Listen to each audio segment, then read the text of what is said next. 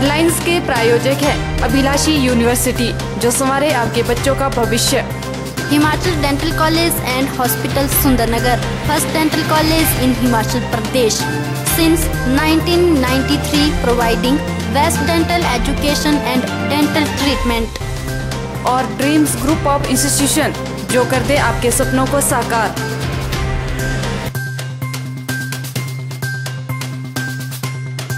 गाड़ियों के शोरूम में सड़क सुरक्षा को लेकर किए जाएं जागरूकता के प्रयास। एरिया मंडी श्रवण मांटा ने शोरूम संचालकों से किया आह्वान।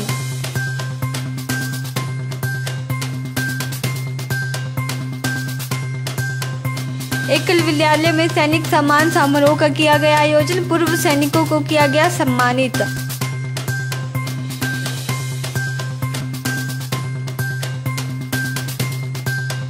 रेलवे बजट में भी हिमाचल को नहीं दिया गया सम्मान, एक बार फिर से हमीरपुर को निराशा लगी हाथ।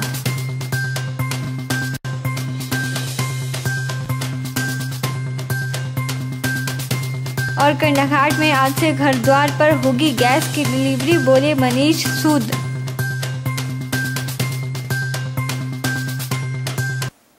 नमस्कार, स्वागत है आपका ओरिएंटल टाइम्स में और मैं हूं आपके साथ शिवानी। एरिया मंडी श्रवण मांटा ने जिला में गाड़ियों की बिक्री करने वाले डीलरों से आह्वान किया है कि वे अपने शोरूम में सड़क सुरक्षा के प्रति जागरूकता फैलाने की दिशा में प्रयास करें। इसके लिए शोरूम में एक ऐसा कॉर्नर स्थापित किया जाए जहां ऑडियो वीडियो के माध्यम से यातायात नियमों की जानकारी दी जाए। एरिया मंडी श्रवण मांटा ने जिला में गाड़ियों की बिक्री करने वाले डीलरों से आह्वान किया है कि वे अपने शोरूम में सड़क सुरक्षा के प्रति जागरूकता फैलाने की दिशा में प्रयास करें। इसके लिए शोरूम में एक ऐसा कॉर्नर स्थापित किया जाए जहां ऑडियो वीडियो के माध्यम से यातायात नियमों की जानकारी दी जाए। यह आह्वान उन्होंने आज सड़क सुरक्षा अभियान के तहत डीलरों के साथ आयोजित कार्यशाला को संबोधित करते हुए किया। एरिया मंडी ने कहा कि इस बात में कोई शक नहीं है कि लोग गाड़ी खरीद लेते हैं, लेकिन उन्हें यातायात नियमों की सही जानकारी नहीं होती। इसी कारण सड़क दुर्घटनाएं होती है, जिससे जान माल का नुकसान होता है। उन्होंने कहा कि यदि शोरूम में ही लोगों को इसके प्रति जागरूक किया जाए तो यह काफी लाभदायक साबित हो सकता है। इनसे ये भी आह्वान किया है कि जितने भी इनके ऑफिसेज है जहाँ लोग परचेज व्हीकल करते हैं, तो वहाँ पे एक अलग से एक ऐसा कॉर्नर बनाए जिसमें सड़क सुरक्षा को लेके ऑडियो विजुअल्स हो और लाइव वहाँ पे उन्हें दिखाया जाए। क्योंकि ये हमें एडमिट करना पड़ेगा कि इग्नोरेंस जो है, जो ट्रैफिक रूल्स है और नियम है, उनको लेके काफ़ी ज़्यादा सोसाइटी में होती है। कई बार किसी व्यक्ति को सच में ही मालूम नहीं होता है कि जिस तरह से वो गाड़ी चला रहा है और जिस तरह से वो एक गलत सिग्नल दे रहा है, जिस तरह से ओवरटेक कर रहा है या अन्य कुछ चीज़ कर रहा है, कि एक ट्रैफिक नियम की वायलेशन है। तो हमने हर एक व्यक्ति की कोशिश करनी है कि जो ट्रैफिक रूल्स है और ट्रैफिक के नियम है हर एक व्यक्ति तक पहुंचे। तो हमने इनसे आह्वान किया है कि एक ऐसी कोशिश करें कि एक डेडिकेटेड कॉर्नर जो है अपने उसमें बनाएं, जहां पे जो भी लोग इनके पास व्हीकल खरीदने आए वहां सारे नियमों की इनको जो है जानकारी दी जाए। वहीं कार्यशाला में गाड़ियों की रजिस्ट्रेशन के लिए अपनाई जा रही ऑनलाइन प्रणाली को लेकर भी विस्तार से चर्चा की गई और डीलरों को इस संदर्भ में पेश आ रही समस्याओं को भी सुना गया, जिनके त्वरित समाधान का एरिया मंडी ने आश्वासन दिया। उन्होंने बताया कि अब लोगों को गाड़ी खरीदने के बाद उसका पंजीकरण करवाने के लिए कार्यालयों के चक्कर नहीं काटने पड़ते, बल्कि शोरूम में ही यह सुविधा प्रदान की जा रही है। इस मौके पर एडीएम श्रवण मांटा ने सड़क सुरक्षा को लेकर चलाए जा रहे हस्ताक्षर अभियान का भी विधिवत रूप से शुभारंभ किया। तो इस डीलर पॉइंट रजिस्ट्रेशन में भी अगर कोई डीलर्स के एंड पे कोई प्रॉब्लम्स आ रही थी, सभी डीलर से पूछा गया, कुछ डीलर्स ने प्रॉब्लम्स हमें बताई भी, तो एक इस तरह की एक वर्कशॉप आयोजित की गई ताकि जो भी दिक्कत जो है इसके इम्प्लीमेंटेशन में आ रही है उसे भी जो है अच्छे ढंग से जो है दिक्कतें दूर करके इस सिस्टम को और अच्छे ढंग से जो है लागू किया जाए। तो आरटीओ साहब ने जितनी भी कुछ दिक्कतें आई है सबका सोल्यूशन जो है यहाँ पे स्पॉट पे भी जो उन्होंने करना है सारा इनको जो है बताया, और साथ में अगर और कुछ इनके लेवल पे होना है वो भी जो है इमीडिएटली ये करेंगे। और साथ ही साथ सड़क सुरक्षा को लेके जो डीलर्स है, क्योंकि पूरे व्हीकल्स जो है यही सप्लाई करते हैं, इन्हीं से लोग व्हीकल्स खरीदते हैं, तो इनकी भी क्या जिम्मेवारियाँ बनती है, किस तरह ये जो है व्हीकल देते हुए जो है लोगों को, लेने वालों को जागरूक कराएं ताकि जो रोड एक्सीडेंट्स हैं हमारे वो जो है कम हो, और साथ में जो गाड़ियाँ रोडों पे हो उनको भी लोग जो है अच्छे अनुशासन के साथ चलाएं ताकि बाकी भी जो ट्रैफिक की वजह से न्यूसेंस होती है वो भी जो है कम हो। कार्यशाला में आरटीओ मंडी संजीत सिंह ने सड़क सुरक्षा को लेकर चलाए जा रहे कार्यक्रमों की विस्तार से जानकारी दी। कार्यशाला में जिला परिषद के चेयरमैन पाल वर्मा और आरटीओ मंडी कोमल ठाकुर सहित सभी प्रकार के वाहन विक्रेता भी शामिल रहे। ओरिएंटल टाइम्स के लिए आदर्श यादव की रिपोर्ट। लटपटोल तहसील के ग्राम पंचायत ऊपरी धार पंचायत के पतरायण में वीरवार रात को अचानक आग लगने से 2 गौशालाएं जलकर राख हो गई हैं। इस दौरान एक तीसरी गौशाला भी क्षतिग्रस्त हुई है। लटपटोल तहसील की ग्राम पंचायत ऊपरी धार पंचायत के पतरौन गांव में वीरवार रात को अचानक आग लगने से 2 गौशालाएं जलकर राख हो गई। इस दौरान एक तीसरी गौशाला भी क्षतिग्रस्त हुई है। प्राप्त जानकारी के अनुसार गांव पतरैन निवासी प्यारचंद पुत्र दासराम व रतन चंद पुत्र बरडू राम के पत्थरों से बनी स्लेटपोश गौशालाएं आग की चपेट में चढ़ गई। इस आगजनी में हजारों रुपए की घास व लकड़ी जलकर राख हो गई, जबकि साथ में लगती एक और गौशाला भी क्षतिग्रस्त हो गई है। गनीमत यह रही कि लोगों ने समय रहते मवेशियों को गौशाला से बाहर निकाल लिया। हालांकि इसमें सामान का काफी नुकसान हुआ है। घटना की जानकारी मिलते ही हल्का पटवारी ने मौके का जायजा लिया। पटवारी सचित ने बताया कि दोनों गौशालाओं में कुल 80,000 रुपए का नुकसान हुआ है। उन्होंने कहा कि घटना की रिपोर्ट बनाकर उच्च अधिकारियों को भेज दी जाएगी और प्रशासन द्वारा पीड़ित परिवारों की हर संभव सहायता की जाएगी। ओरिएंटल टाइम्स के लिए जितेंद्र शर्मा की रिपोर्ट। कंडाघाट शहरवासियों के लिए खुशी की खबर है, क्योंकि अब घरेलू गैस की आपूर्ति उनके घर पर ही की जाएगी। यह जानकारी कंडाघाट भाजपा नेता मनीष सूद ने प्रेस वार्ता के दौरान मीडिया को दी। कंडाघाट शहरवासियों के लिए खुशी की खबर है, क्योंकि अब घरेलू गैस की आपूर्ति उनके घर द्वार पर ही की जाएगी। यह जानकारी कंडाघाट भाजपा नेता मनीष सूद ने प्रेस वार्ता के माध्यम से मीडिया को दी।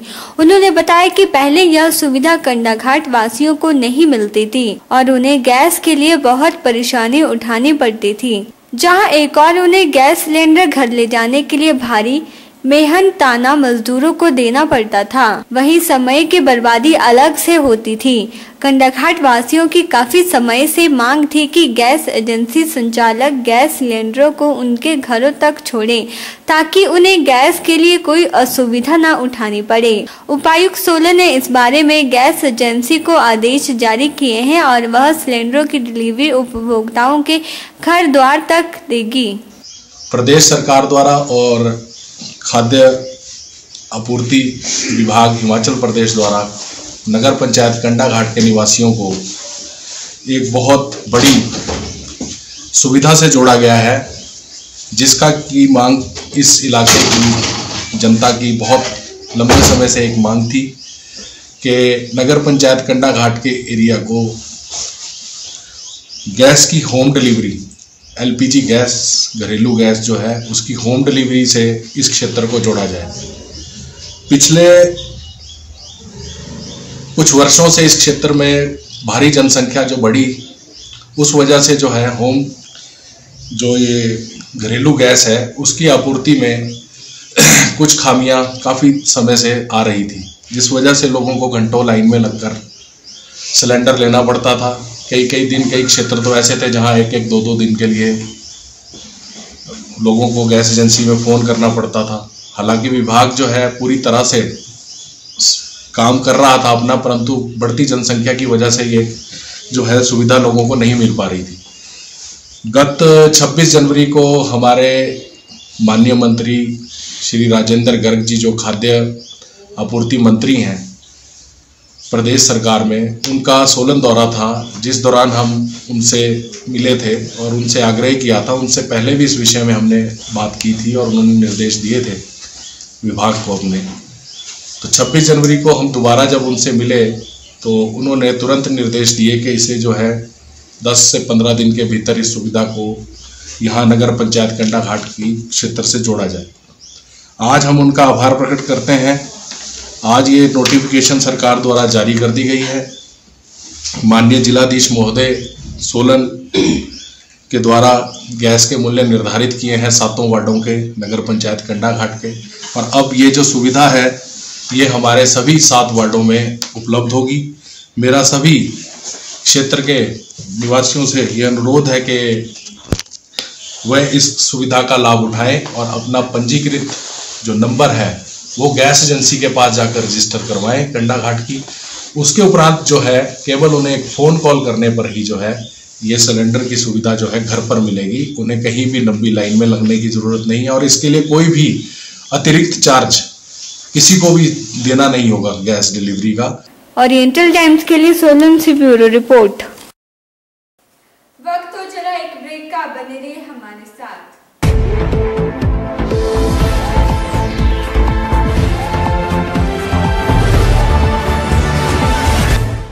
प्रधानमंत्री नरेंद्र मोदी के आत्मनिर्भर बनने के आह्वान पर हमीरपुर में भी एक नौजवान ने सीख लेकर अपना व्यवसाय शुरू किया और आज अपनी आर्थिकी सुदृढ़ की है।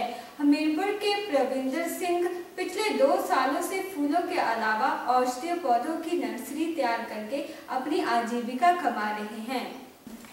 प्रधानमंत्री नरेंद्र मोदी के आत्मनिर्भर बनने के आह्वान पर हमीरपुर में भी एक नौजवान ने सीख लेकर अपना व्यवसाय शुरू किया है और आज अपनी आर्थिकी सुदृढ़ की है। हमीरपुर के वार्ड नंबर 11 के प्रविंदर सिंह पिछले 2 सालों से फूलों के अलावा औषधीय पौधों की नर्सरी तैयार करके अपनी आजीविका कमा रहे हैं।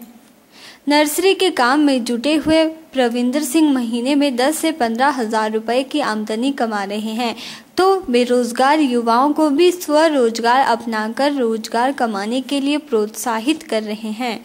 किसान प्रविंदर सिंह ने बताया कि पहले फोटोग्राफी का काम करते थे लेकिन अब खेतीबाड़ी की ओर रुख किया है। उन्होंने बताया कि पौधों और फूलों की नर्सरी तैयार करके बेच रहे हैं जिससे अच्छी आमदनी हो रही है, तो घर का खर्च भी बढ़िया से निकल जाता है। उन्होंने बताया कि लॉकडाउन में कुछ नर्सरी की डिमांड कम रही लेकिन अब नर्सरी की डिमांड बढ़ गई है।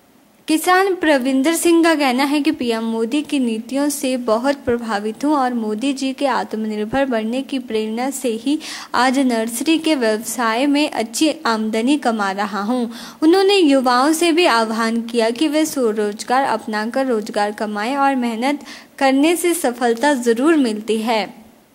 वहीं स्थानीय निवासी का कहना है कि प्रविंदर सिंह के द्वारा अपने घर में औषधीय पौधों और फूलों की नर्सरी को तैयार किया जाता है जो कि बहुत ही बढ़िया है। स्थानीय निवासी विकास का कहना है कि प्रविंदर सिंह ने नर्सरी का बहुत बढ़िया काम शुरू किया है और बाकी युवाओं को भी इनसे सीख लेनी चाहिए। आपको बता दें कि कृषि और बागवानी में नए नए प्रयोग करने वाले किसान प्रविंदर सिंह को तत्कालीन सरकार के कृषि मंत्री ने बेस्ट किसान अवार्ड से भी नवाजा था। प्रविंदर सिंह के द्वारा नर्सरी में विभिन्न प्रकार के पौधों के अलावा फूलों के अलावा औषधीय पौधों की नर्सरी तैयार कर आमदनी कमा रहे हैं। इससे पहले प्रविंदर सिंह ने काफी समय तक फोटोग्राफी का व्यवसाय किया है और बाद में कृषि बागवानी में दिलचस्पी होने से इस ओर रुख किया है। देखो जी, नरेंद्र मोदी जी की वजह से तो मैं काफ़ी प्रभावित हूँ और वो बहुत ही अच्छे हमारे भारत के प्रधानमंत्री है। उनसे मेरे को काफ़ी प्रेरणा मिली क्योंकि उन्होंने लॉकडाउन में जो हमारे देश को खड़ा किया तो उनका काफ़ी है। उन्होंने हमारे जो हिंदुस्तानी वासी हैं उनको काफ़ी उन्होंने समझा कर अपने देश को कैसे उन्होंने खड़ा किया। ये बहुत ही सौभाग्य की बात है और मैं नरेंद्र मोदी जी को धन्यवाद करता हूँ कि उनकी वजह से आज देश जो है काफ़ी आगे जो है बढ़ रहा है और उनकी जो प्रेरणा थी वो मेरे लिए एक मिसाल बन गई है। तो मैं जो मेरा नुकसान हुआ था पीछे तो उसको छोड़ कर मैं नरेंद्र मोदी जी के रास्ते में चला हूँ और उसमें सक्सेस हो रहा। आज के युवाओं को जो नशे की तरफ ज़्यादा बढ़ रहे हैं तो क्या कहेंगे, उनके लिए क्या संदेश है आपका? नर्सरी में ऐसे जी अगर सही ढंग से काम करेंगे तो मतलब उसमें काफ़ी पैसा है और थोड़ा सा मेहनत तो करनी पड़ती है और बिना मेहनत से तो आपको पता ही है कुछ भी नहीं होता है। तो धीरे धीरे जो है मतलब हर एक जो काम है वो सही रास्ते पे आ जाता है। नर्सरी में मेरे आने का मेरे को ज़्यादा इंटरेस्ट था कि मैं कुछ न कुछ इसमें करके दिखाऊं, और मैंने करके भी दिखाया। फोटोग्राफी मैंने काफ़ी टाइम मैंने फोटोग्राफी में काम किया है, लेकिन मेरे को थोड़ा सा इसमें ज़्यादा रुचि लगी, और मतलब कि मैंने शौक बनाना था कि इसको मैं अभी फोटोग्राफी तो कर लिया, अब मैं थोड़ा सा प्लांटेशन के बारे में ये करूँ। तो मैंने नर्सरी तैयार की, और मैंने जो प्लांट जो अपने तैयार करता हूँ, काफ़ी प्लांट में अपने तैयार करता हूँ, फूल के हो, वेजिटेबल वगैरह के हो, तो उसमें काफ़ी अच्छा ये है। और जो हमारे आने वाले युवा हैं उनके लिए एक अच्छा ये है, इसमें थोड़ा सा मेहनत है और आमदनी ज़्यादा है, तो काफ़ी इसमें पैसे की संभावना है अगर इसको सही ढंग से किया जाए। क्योंकि मैंने जो सड़कों में मेरी दुकान है, और मैं अपने जो फूल के प्लांट हैं और जो वेजिटेबल के प्लांट हैं उनको मैं समय पर अच्छी वैरायटी के तैयार करके मतलब किसानों को देता रहता हूँ, और काफ़ी जो मेरे से लेते रहते हैं और अच्छा रिजल्ट निकलता है। अगर आमदन की बात करें तो क्या आमदन के बारे में क्या बात शेयर करेंगे? आमदन इसमें अच्छी है, मतलब इसमें अच्छे प्रकार के आप बीज लगाएंगे और रिजल्ट अच्छा निकलेगा तो ग्राहक ज़्यादा आएंगे। अगर घटिया टाइप के बीज लगाएंगे आप तो ग्राहक दोबारा। ओरिएंटल टाइम्स के लिए हमीरपुर से जसवीर की रिपोर्ट। केंद्रीय बजट में ऊना हमीरपुर रेलवे लाइन के लिए मात्र 1000 रुपए मिलने पर प्रदेश कांग्रेस सोशल मीडिया के चेयरमैन अभिषेक राणा ने चुटकी लेते हुए इसे प्रदेश के साथ मजाक करार दिया है। केंद्रीय बजट में ऊना हमीरपुर रेल लाइन के लिए मात्र 1000 रुपए मिलने पर प्रदेश Congress social media chairman Abhishek Rana ने चुटकी लेते हुए इसे प्रदेश के साथ मजाक करार दिया है। हमीरपुर में अभिषेक राणा ने कहा कि आज के समय में प्रदेश और खासकर हमीरपुर संसदीय क्षेत्र की जनता से भेदभाव किया जा रहा है, जिसे कतई सहन नहीं किया जाएगा। राणा ने कहा कि भाजपा ने वोट लेने के लिए डबल इंजन की सरकार का नारा दिया था और सांसद को बड़ा मंत्रालय भी मिला है, लेकिन बावजूद इसके रेल लाइन के लिए मात्र 1000 रुपए बजट मिलना ऊंट के मुंह में जीरे के समान है। अभिषेक राणा ने कहा कि देश का खजाना अनुराग ठाकुर के पास है, तब भी संसदीय क्षेत्र की रेल लाइन के लिए भद्दा मजाक किया गया है। उन्होंने कहा कि देश के अन्य राज्यों के लिए बड़े बड़े प्रोजेक्ट मिल रहे हैं, तो हमीरपुर संसदीय क्षेत्र के लिए भेदभाव क्यों किया जा रहा है।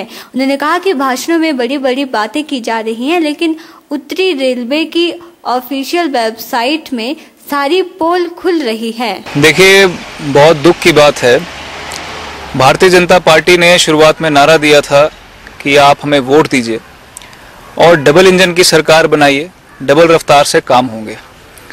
और उसके बाद हमें सौभाग्य प्राप्त हुआ हिमाचल के लोगों को कि कहीं ना कहीं बड़े बड़े नेता हिमाचल के जो हैं वो केंद्र में उनको स्थान मिला, चाहे वो राष्ट्रीय अध्यक्ष के तौर पे हो, वित्त मंत्रालय के तौर पे हो। और लोगों को आस थी कि कहीं ना कहीं बड़े बड़े प्रोजेक्ट जो बड़ी बड़ी घोषणाएं की गई थी, रेलवे को लेकर की गई थी, वो शायद अब समय आ गया है कि वो अमल होगा, धरातल पर उतरेंगे ये सारे प्रोजेक्ट। लेकिन आज जो रेलवे ने विभाग ने अपने वेबसाइट पे ऑनलाइन डाला है, ये बहुत निराशाजनक है कि एक ऊंट के मुंह में जीरा डालने वाली बात है कि 1000 रुपये हमीरपुर के लिए सैंक्शन किया गया। अगर आप विस्तार से पढ़ें तो अभी तक डीपीआर भी मंजूर नहीं हुई भाई। और जब देश का जो खजाना है वो हमारे नेता के पास हो, उसके बावजूद हमारे अपने इलाके के साथ भेदभाव हो, बड़ी बड़ी घोषणाएं मंडी को लेकर हो रही हैं कि 1000 करोड़ रुपए जो है वो एयरपोर्ट के लिए सैंक्शन किया जाएगा, लेकिन जो हमारा अपना इलाका है जहां से वित्त मंत्रालय के जो राज्य वित्त मंत्री हैं हमारे, वो संबंध रखते हैं, वो अपने इलाके के लिए कुछ नहीं कर पा रहे हैं। अगर बाकी क्षेत्रों के लिए, देश के अलग अलग कोनों के लिए इतने इतने प्रोजेक्ट अगर सैंक्शन हो रहे हैं, तो आज हमीरपुर और अपने क्षेत्र के साथ भेदभाव क्यों? आज भारतीय जनता पार्टी को लोगों के सामने ये बताना होगा कि 1000 रुपये से कितना बड़ा काम वो हमीरपुर रेल लाइन के लिए जो उन्होंने घोषणा की है वो कहाँ तक पहुँच सकती है। यहाँ पे तो एक हरी झंडी और डंडी आ सकती है 1000 रुपये में, और मजाक किया गया है हमीरपुर के लोगों के साथ, भेदभाव किया जा रहा है। अभिषेक राणा ने केंद्र सरकार पर तंज कसते हुए कहा कि जिला मंडी के लिए जब हजारों करोड़ों का एयरपोर्ट मंजूर हो सकता है तो रेल लाइन के बारे में हमीरपुर की जनता से भेदभाव क्यों। वहीं पंचायती राज चुनावों में भाजपा के प्रचंड बहुमत के दावों पर पलटवार करते हुए अभिषेक राणा ने कहा कि पंचायती राज और नगर निकाय चुनावों में डरा धमकाकर भाजपा नेताओं ने काम किया है और दबाव बनाकर चुनाव करवाए हैं। उन्होंने कहा कि आने वाले समय में जनता इन सब चीजों का भाजपा को करारा जवाब देगी। देखिए, जबरदस्ती से जो लोग उठाए गए, दबाव बनाया गया, एम्प्लॉयज़ की बात हो चाहे आम व्यक्ति की बात हो, जगह जगह किसी एक जगह का उदाहरण नहीं है। हिमाचल प्रदेश के अलग अलग ज़िलों से, अलग अलग विधानसभाओं से ही उदाहरण उठकर आ रहे हैं, चाहे अखबारों के माध्यम से, चाहे सोशल मीडिया के माध्यम से, और निश्चित तौर पे लोग और हिमाचल प्रदेश की जनता देख रही है।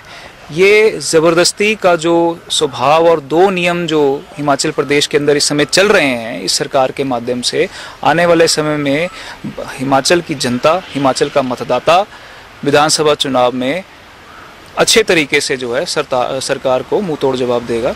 और इस बार भी जो हमारे पंचायती राज के चुनाव हुए हैं, पूर्ण बहुमत से बहुत सारे लोग जो जीतकर आए हैं।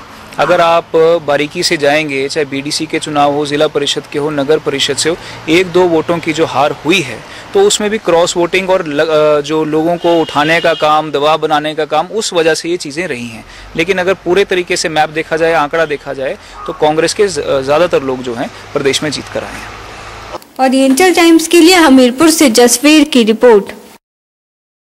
वक्त हो चला एक और ब्रेक का, बने रहिए हमारे साथ।